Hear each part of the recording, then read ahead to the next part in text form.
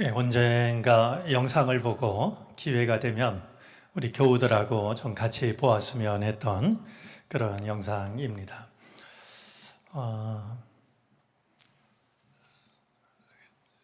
저 영상에 참여한 선생님은 이런 말을 하더군요. 세상은 우리에게 쓰레기를 주었지만 우리는 세상에 음악을 돌려주었다. 저는 영상을 보면서 우리들의 복음도 얼마나 구체성을 띠고 있는 걸까 하는 생각을 하게 되었습니다. 쓰레기 마을에 음악을 통해서 희망을 되찾아준 선생님, 그 큰 변화를 보면서, 의미 있는 변화를 보면서 우리들의 복음은 얼마나 추상적인 것에서 벗어나서 구체적일 수 있는가 하는 것을 생각하게 됩니다. 우리들이야말로 쓰레기와 다를 것이 없는데 하나님께서 눈여겨보시고 택하신 그런 존재들이라고 여겨집니다. 또한 우리가 이 세상에서 해야 될 일이 있다면 그렇게 무의미하고 무가치해 보이는 이들에게 아니라고, 당신들은 하나님께서 창조하신 아름다운 존재라고 하는 것을 우리가 전해줄 사명이 우리에게 있다라는 생각도 갖게 됩니다. 우리의 믿음이 저 한 마을에 울려 퍼졌던 음악만큼 그렇게 좀 구체적인 모습으로 구체적인 옷을 입고 나타날 수 있었으면 좋겠습니다. 여러분도 이제는 잘 알다시피 이 담임 목사가 멋이라고는 잘 몰라서, 멋을 부릴 줄 몰라서 그냥 이렇게 예배 드리러 나올 때도 크게 좀 흠이 되지 않는 이제 그런 차림으로 나오곤 합니다. 그런 제가 오늘은 넥타이를 많이 이것저것 골랐습니다. 이유가 있었는데요. 날이 얼마나 더운지 내가 가지고 있는 넥타이 중에서 제일 시원해 보이는 것으로 고르자.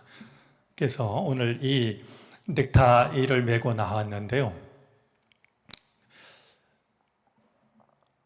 그렇게 옷을 갖춰 입고 나서 다시 한번 오늘 나눌 말씀을 집어드는 순간 제 목 속에 불이라는 말이 들어가 있어서 어쩔 수 없구나 이런 마음으로 나오게 되었습니다. 제가 가능하면 오늘 말씀 길지 않게 나누려고 노력하겠고요. 그러겠다는 게 아니라 노력할 겁니다. 그리고 우리 찬양팀도 오늘 가능하면 일부러 짧게 할 건 아니지만 우리 무더위에 지치지 않도록 좀 시간을 마음에 두었으면 좋겠습니다.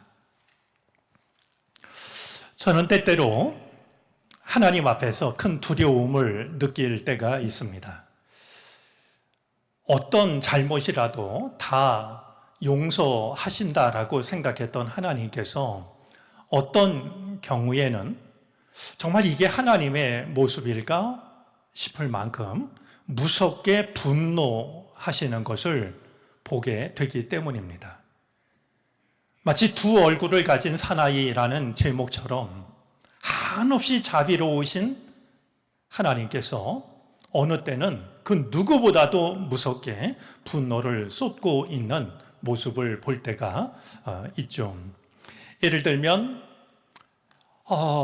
아무리 정직하지 못했다 할지라도 자기의 소유를 팔아서 상당 부분을 하나님의 일을 위해 바쳤던, 그러나 정직하지 못했던 아나니아 삽비라가 그 자리에서 쓰러져 죽는 모습을 보면 정말 이런 것이 그 하나님의 모습일까, 하나님의 선택일까, 이런 생각을 갖게 되죠. 오늘 성경은 이제 제사장이었던 아론의 두 아들과 관련된 말씀입니다. 나답과 아비후가 제각기 향로에 불을 담아다가 향을 피워서 주님께로 가져갔습니다. 이제 이 향을 살라 바치는 일은 제사장의 직무였습니다. 우리가 좀 잘 생각해야 되는데요.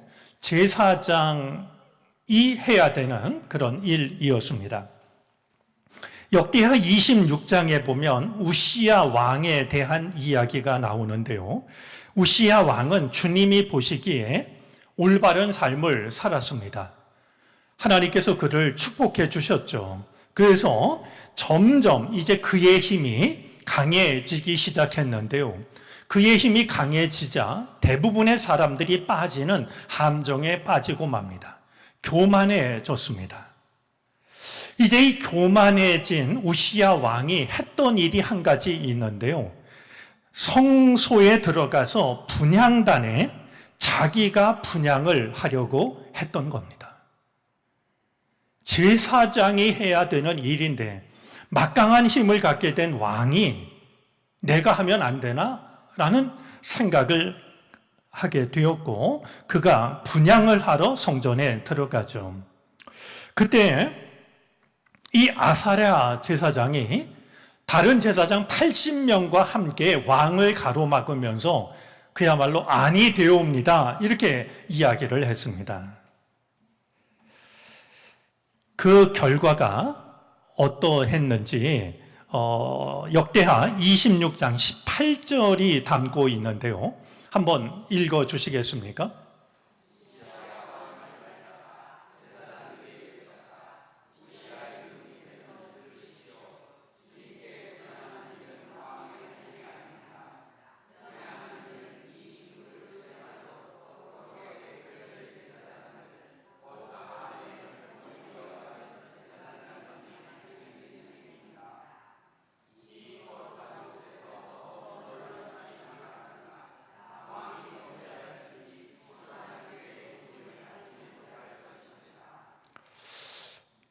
결과부터 확인을 하면 왕은 이 말을 무시합니다. 그리고 자기가 들어가서 이 분향을 하죠. 결국 이 일을 통해서 우시야 왕은 나병에 걸렸고 죽을 때까지 나병에서 자유롭지 못하게 됩니다. 나병에 걸린 그는 다시는 성전에 들어가지 못했고 왕들의 무덤에도 안장되지를 못합니다. 나병으로 인해서요.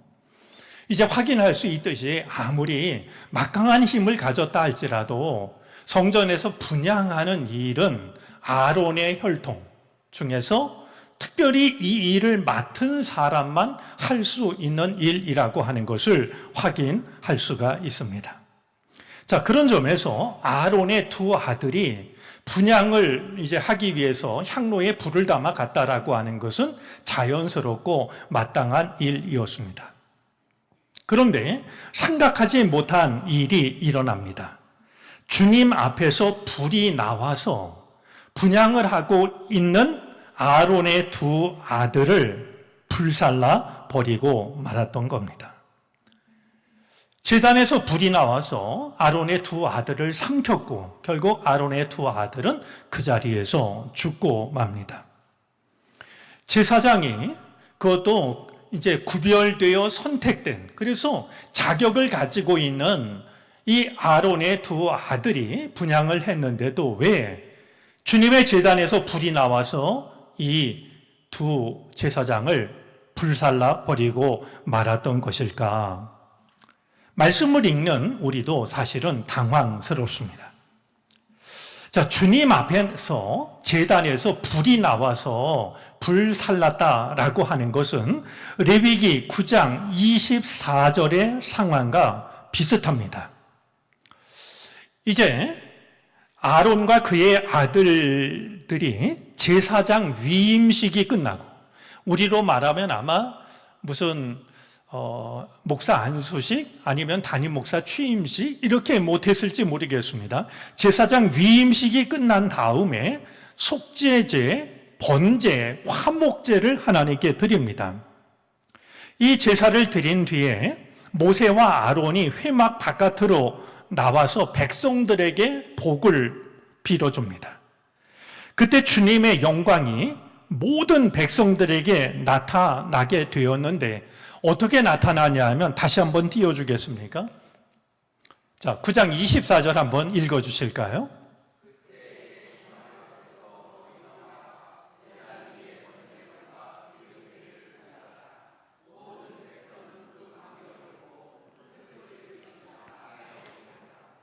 우리가 생각할 수 있는 주님의 제단에서 나오는 불은 지금 이 레위기 9장 24절에 기록된 것처럼 하나님의 백성들이 바친 번제물을 하나님께서 받으시는 표시로 불이 그것을 사르는 말이죠.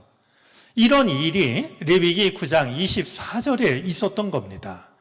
그런데 다음 장인 오늘 우리가 읽고 있는 10장에 보면 하나님께서 제물을 불살라서 받으신 것이 아니라 그 제물을 분향을 하고 있는 말이죠. 제사장인 아론의 두 아들을 불살라 버렸으니 이게 도대체 무슨 까닭일까? 왜 하나님이 이런 이해하기 힘든 결정을 하신 것일까? 우리는 성경 말씀을 읽으면서 조심스러운 마음을 갖지 않을 수가 없게 됩니다. 자, 그런데 오늘 성경 말씀을 보면 왜 하나님께서 이제 분향을 하고 있는 아론의 두 아들, 하나님께서 명하신 제사장, 자격을 가진 이 아론의 두 아들을 불살랐는지 그 이유가 분명하게 이제 나와 있습니다. 오늘 성경은 그것을 분명하게 밝히고 있는데요. 그들이 사용한 불이 주님께서 명하신 것과는 다른 금지된 불이었기 때문이다라는 겁니다. 이제 향로에 그 향을 담아가지고 불살라서 이제 성전을 향기롭게 했는데요.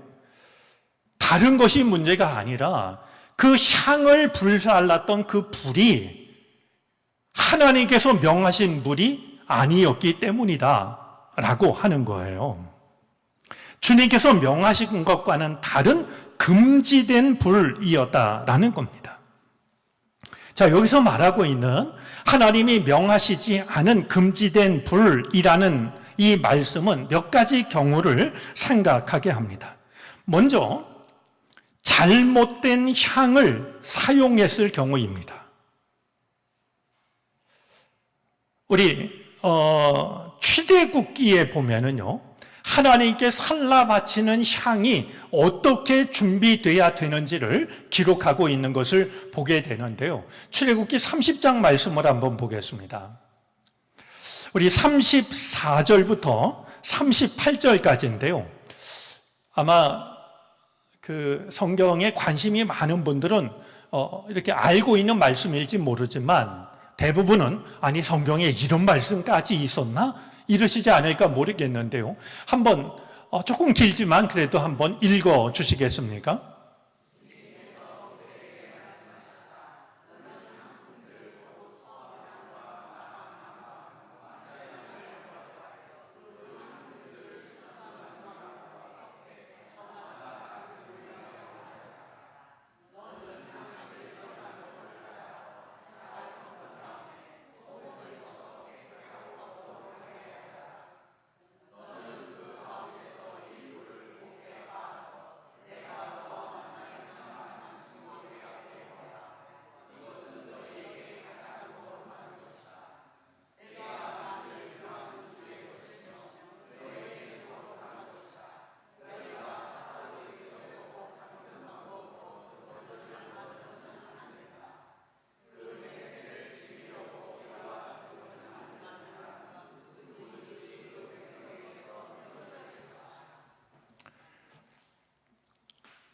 그냥 뭐 아무 향이나 냄새 좋은 거 이렇게 피우면 되지 않을까?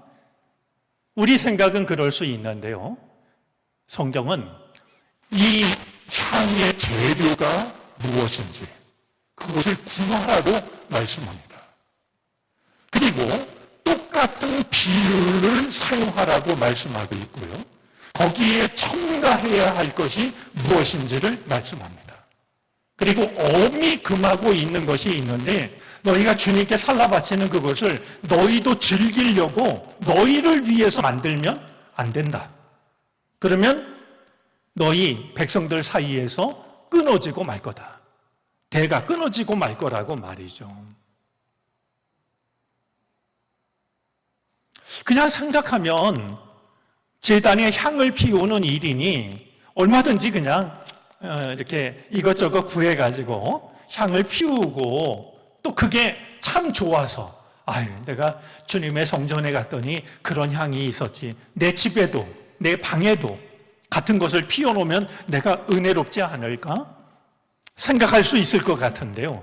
주님은 엄격하게 이 향을 만드는 법에 대해서, 재료에 대해서, 금해야 할 것에 대해서 말씀을 하고 있습니다.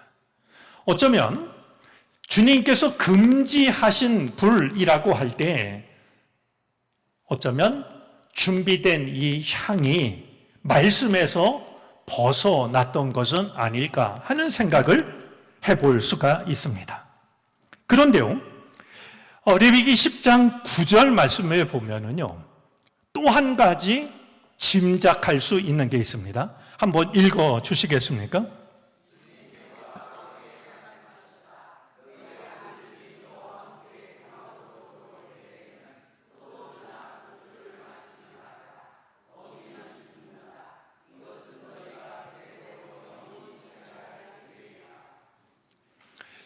이 말씀을 하시고 있는 것을 보면 추론하기로는요, 이 아론의 두 아들 나답과 아비후가 이 분향을 하면서 음주한 상태로 분향했던 게 아닐까.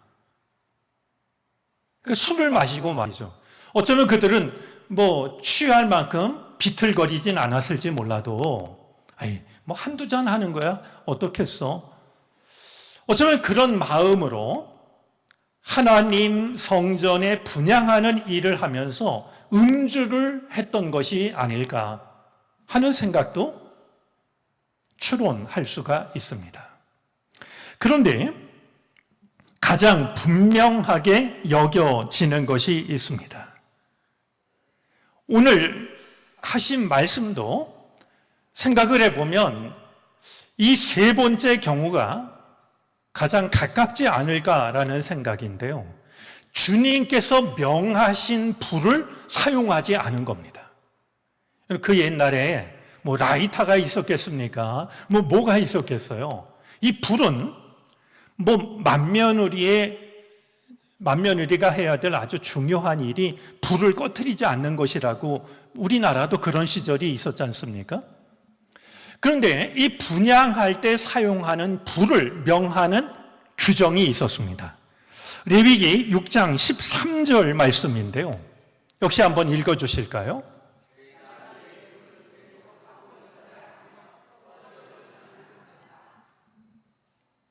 자, 제단 위에 불은 계속 타고 있어야 하며 꺼뜨려서는 안 된다. 이제 주님께서 명하신 이 불을 가지고 분향하는 것이 필요했는데요.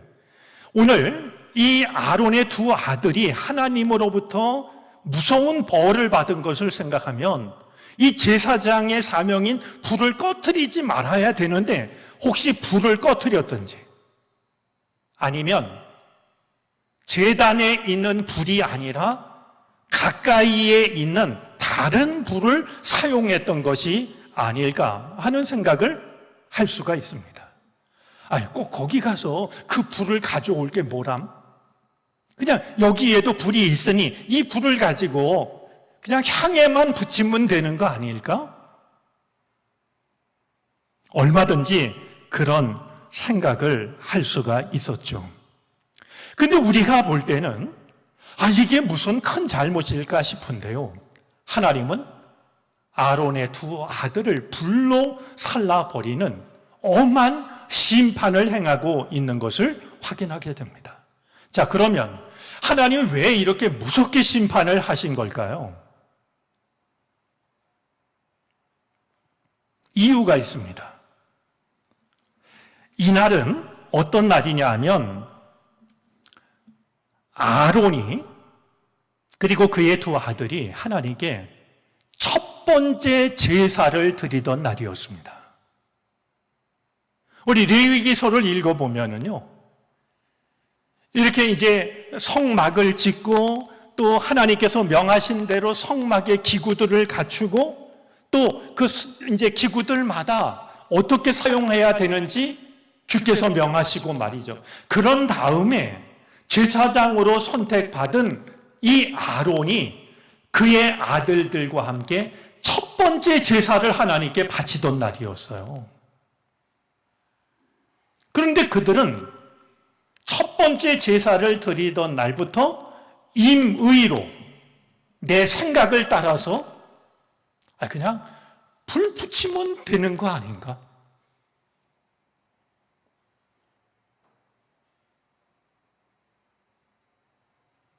생각해보면 아주 사소해 보이는, 별것 아닌 것처럼 보이는, 아니 향을 잘 준비했으면 향에 불만 붙으면 되는 거 아닌가? 그런데요, 하나님이 보실 땐 달랐던 거예요. 처음부터 하나님이 명하신 규정을 따르지 않는다면, 여러분 처음부터 그렇다면 나중에는요 얼마나 많은 것들이 무시가 될까요? 처음 그 일을 할 때는 별것 아닌 것처럼 보이고, 그게 그것처럼 보이고, 뭐 아무 불이나 그냥 불을 붙이면 되는 것처럼 보이고, 얼마든지 편하고 쉽고 효율적으로 보일 수 있을지 모르겠지만, 그 일을 그냥 받아들인다라고 하면 하나님께 드리는 제사가 어디까지 망가질지, 어디까지 훼손될지 아무도 알 수가 없는 일이었습니다.